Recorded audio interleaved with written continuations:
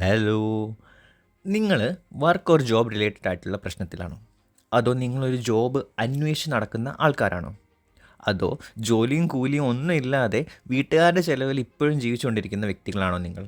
എന്നാൽ ഈ വോയിസ് നിങ്ങൾക്കുള്ളതാണ്. ഞാൻ ഇന്ന് സംസാരിക്കാൻ പോകുന്നത് ജോബ് റിലേറ്റഡ് ആയിട്ട്, അതായത് തൊഴിൽ റിലേറ്റഡ് ആയിട്ടുള്ള കാര്യങ്ങളെക്കുറിച്ചാണ് ഞാൻ ഇന്ന് സംസാരിക്കാൻ പോകുന്നത്. നിങ്ങളൊന്ന് സമാധാനത്തോടെ കാം മൈൻഡഡ് ആയിട്ട് ഇരുന്ന് ആലോചിച്ചാൽ തീർക്കാൻ പറ്റുന്ന പ്രശ്നങ്ങളെ ഈ ലോകത്തുള്ളൂ. അതിനാദ്യം കാം മൈൻഡ് സെറ്റ് ആക്കണം. അങ്ങനെ കാം ആൻഡ് സിമ്പിളായിട്ട് ചിന്തിക്കുമ്പോൾ നിങ്ങൾക്ക് മനസ്സിലാവും എവിടെയാണ് നിങ്ങൾക്ക് പിഴവ് പറ്റിയതെന്നും എവിടെയാണ് നമ്മളിൽ ഇമ്പ്രൂവ് ചെയ്യേണ്ടതെന്നും നമുക്ക് മനസ്സിലാവും. വീട്ടിൽ ഒന്നും ചെയ്യാണ്ട് വെറുതെ ഇരുന്നാൽ നിങ്ങൾക്ക് ഒരു ജോലിയും കൂലിയും കിട്ടില്ല എന്ന് മനസ്സിലാക്കാം.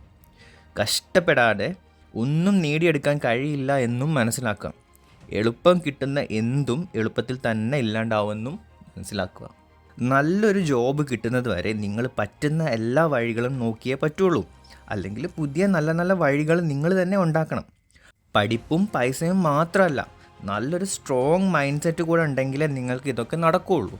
ഇനി നിങ്ങൾ ഓൾറെഡി ഒരു ജോലി കിട്ടി അതിൽ സംതൃപ്തി ഇല്ലാത്ത ആൾക്കാരാണെങ്കിൽ, അഥവാ സാലറി കുറവും അല്ലെങ്കിൽ പ്രൊമോഷൻസ് ഒന്നും ഇല്ലാത്തൊരു സ്ഥലത്താണ് നിങ്ങൾ വർക്ക് ചെയ്യുന്നതെങ്കിൽ നിങ്ങൾ പുതിയ ബെറ്റർ ഓപ്പർച്യൂണിറ്റീസ് നോക്കിയേ പറ്റുള്ളൂ. ഈ പൊട്ടക്കിണറ്റിലുള്ള തവളയെ പോലെ ഈ കിണർ മാത്രമല്ല ലോകം, ഇതിന് പുറമെ വേറൊരു വലിയ ലോകമുണ്ടെന്നും പുതിയ പുതിയ അവസരങ്ങൾ നമ്മളെ വെയിറ്റ് ചെയ്യുന്നുണ്ടെന്നും നമ്മൾ മനസ്സിലാക്കണം. അതായത് നമ്മൾ ചിലപ്പോൾ നമ്മുടെ ഈ കംഫർട്ട് സോൺ അല്ലെങ്കിൽ നമുക്ക് കംഫർട്ട് അല്ലാത്ത ഈ ഒരു സോണിന് പുറമേ ചെന്നാലേ നമുക്ക് പുതിയ അവസരങ്ങൾ കിട്ടുള്ളൂ എന്ന് മനസ്സിലാക്കണം. നിങ്ങളുടെ വർക്ക് സ്പേസിൽ നിങ്ങൾക്ക് പ്രശ്നങ്ങൾ നേരിടുന്നുണ്ടെങ്കിൽ നിങ്ങൾ പറ്റുന്ന രീതിയിൽ നിങ്ങളുടെ ആക്ഷൻസ് എടുത്തേ പറ്റുള്ളൂ. അതായത് ഡിപ്പാർട്ട്മെൻറ്റ് ഹെഡിനോട് സംസാരിക്കണം, നിങ്ങളുടെ കോ വർക്കേഴ്സിനോട് സംസാരിക്കണം. അങ്ങനെ എന്തൊക്കെ വഴികളുണ്ടോ അതൊക്കെ നോക്കിയേ പറ്റുള്ളൂ if you want to upgrade yourself. ഈ കാലത്ത് വളരെ ചുരുക്കം ആൾക്കാരെ ബാക്കിയുള്ള ആൾക്കാരുടെ നല്ലതിന് വേണ്ടി ചിന്തിക്കുകയുള്ളൂ. ബാക്കി എല്ലാവരും പല സമയത്തും സ്വന്തം കാര്യം നോക്കി നടക്കുന്നവരാണ്. അതങ്ങനെ തന്നെയാണ് വേണ്ടത്. ആദ്യം നമ്മളെ കാര്യം നോക്കിയിട്ട് വേണം ബാക്കിയുള്ള ആൾക്കാരുടെ കാര്യം നോക്കി പോകാൻ. നിങ്ങൾ എന്ന് മുതൽ അല്ലെങ്കിൽ നിങ്ങൾ എപ്പോൾ മുതൽ നിങ്ങളെക്കുറിച്ച് ചിന്തിച്ച് തുടങ്ങുന്നോ അന്ന് മുതൽ നിങ്ങൾ മര്യാദയ്ക്ക് ജീവിച്ച് തുടങ്ങും.